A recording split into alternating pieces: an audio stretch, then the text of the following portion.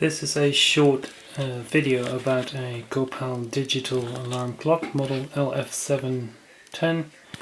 As you can see, it's not a flip clock, it's a digital clock, but because it's a Copal and because I like the design, I got it anyway.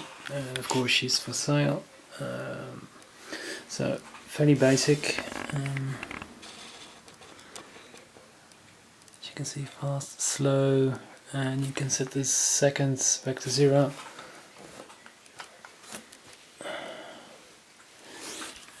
These two you need to press really hard, but then they work just fine, so not much wrong with that. Here is a knob with which you can set the you can't, you see, yeah, there you go. Just turn it back. There you go. And there we have, a bit dusty, sorry about that. Had it a while.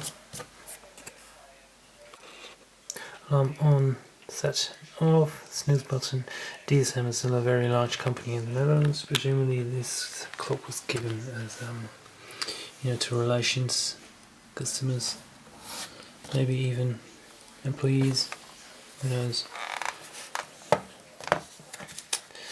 And there we have the label 220/50 Hz. That's it, thank you for watching.